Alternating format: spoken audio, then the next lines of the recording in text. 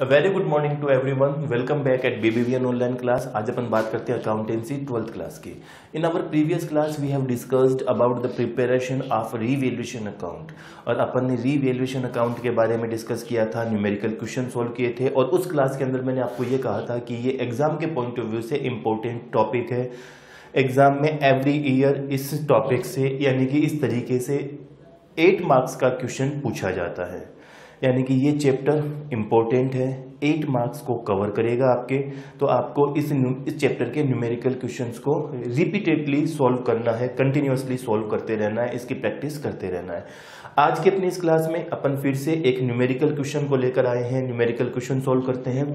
देखिए क्वेश्चन मैं यहाँ ड्राफ्ट कर देता हूँ। There are the 2 partners of Chandar and Damini. ठीक है, and their profit sharing ratio is equal. उनका प्रॉफिट शेयरिंग रेशियो कितना है? Equal. On 31 March 2017 their balance sheet as follows. ये बैलेंस शीट बना रखी है उन लोगों ने। कब बना रखी है?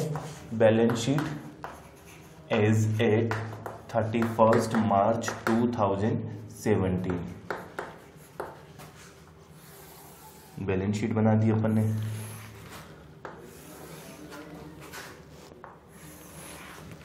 लाइबिलिटी साइड,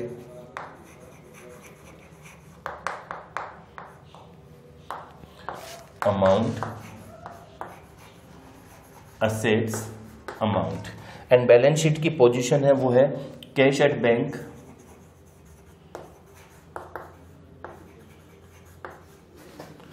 ₹30,000, बिल्स रिसीवेबल यानी कि BR 45,000, डेटर्स 75,000 रुपीज के, furniture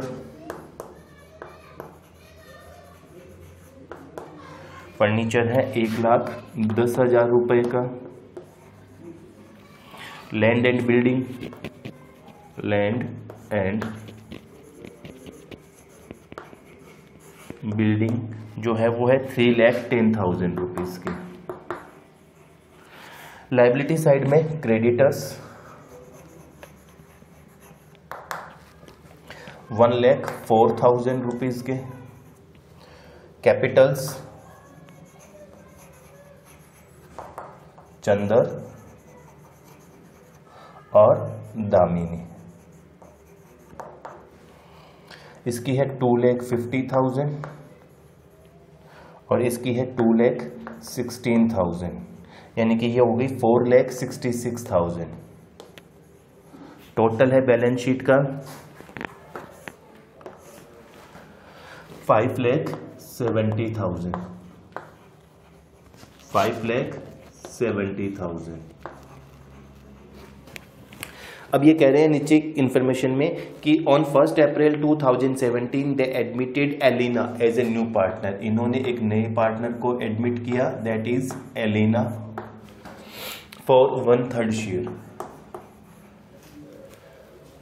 Elina will bring 3 lakh as is capital. Elina जो है वो कैपिटल के रूप में 3 लाख रुपए लेकर आती है, and 50,000 as a share of goodwill, और गुडविल जो है वो 50,000 रुपीज की है।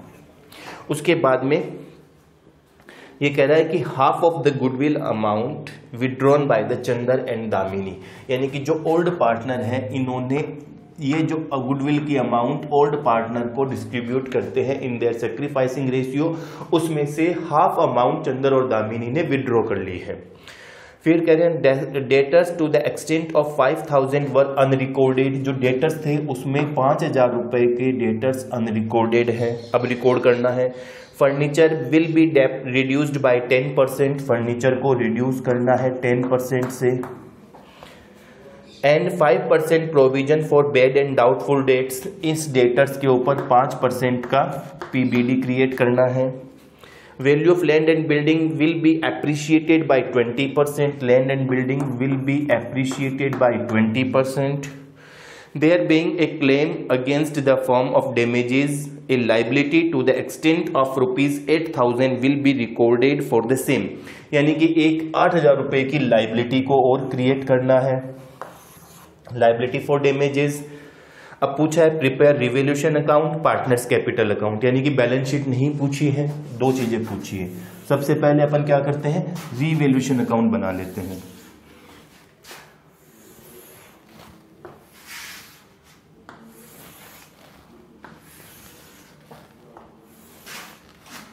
ऊपर हेडिंग डाल दिया revaluation account, debit side particular amount,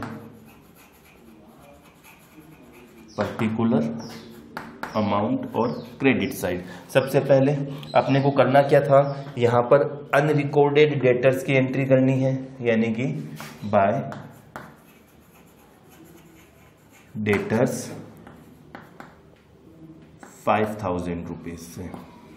फिर लैंड एंड बिल्डिंग को एप्रिशिएट करना है, हमने लिख दिया बाय लैंड एंड बिल्डिंग। अब 3,10,000 का 20% 62,000 से एप्रिशिएट हो गया। फिर फर्नीचर को डेप्रिशिएट करना है, तो बाय टू फर्नीचर 1,10,000 का 10% 11,000। और फिर पीबीडी क्रिएट करना है 5% ऑन डेटर्स। तो अब डेटर्स के ऊपर जो प्रोविजन बनाना है, डेटर्स है कितने के, 75,000 के, और अनरिकॉर्डेड डेटर्स कितने के हैं, 5,000 के। तो टोटल डेटर्स है कितने, 80,000 के है ना। इस 80,000 पर 5% की रेट से पीबीडी क्रिएट कर देना है। तो हमने बनाया 2 पीबीडी, 80,000 का 5% हो जाता है अपना, और ये डेटर्स के साथ में बीआर को इंक्लूडेड करना है, यानी कि 80,000 प्लस 45,000, डेटर्स प्लस बीआर, इन दोनों के ऊपर 5% का अपने को बनाना है। 80,000 प्लस 45,000, 1,25,000 का 5% बनाना है पीबीडी। तो अपन इसको यहां शो कर देते हैं डेटर्स के ऊपर 4,000 का, और बीआर के ऊपर 2,250 का। तो ये टोटल पीबीडी बन गया 6,250 का। अब इस रिवैल्यूएशन अकाउंट के अकॉर्डिंग बिजनेस में प्रॉफिट हो रहा है, हम टोटल कर लेते हैं।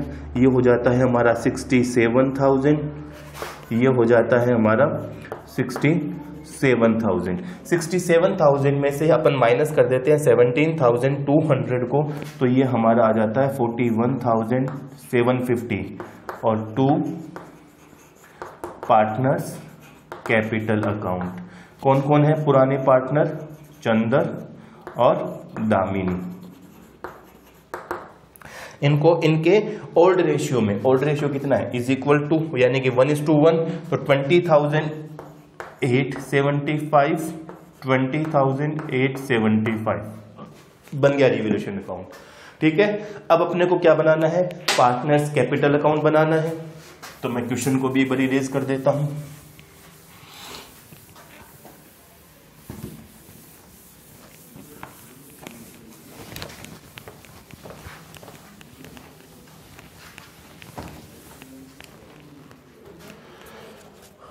पार्टनर्स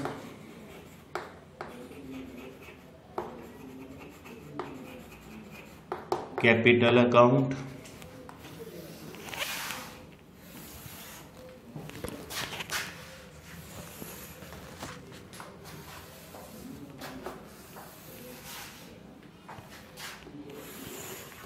थ्री पार्टनर है, अमाउंट के 3 कॉलम बना लेते हैं।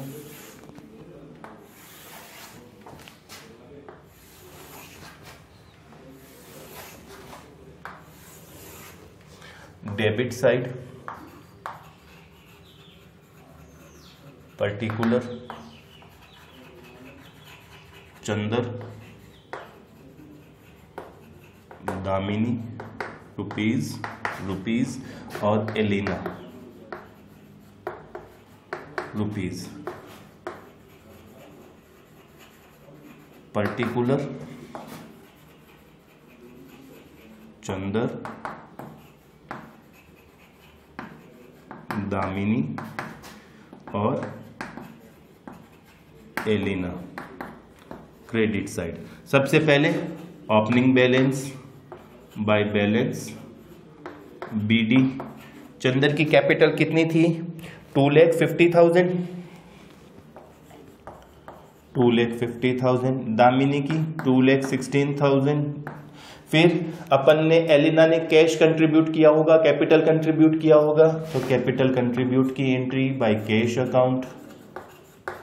अब एलिना ने कितनी कैपिटल कंट्रीब्यूट करी है? 3 लाख रुपीस की। फिर रिवैल्यूएशन का प्रॉफिट यानी कि बाय रिवैल्यूएशन अकाउंट 20,875, 20,875।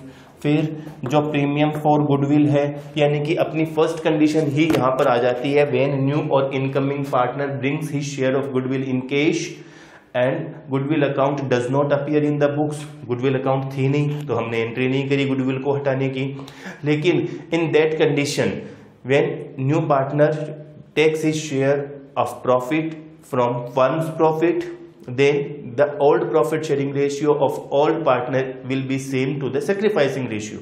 यानी कि ओल्ड पार्टनर का जो ओल्ड रेशियो होता है वही उनका सेक्रीफाइसिंग रेशियो हो जाता है। तो अब यहां पर हम कर देते हैं कि प्रीमियम फॉर गुडविल।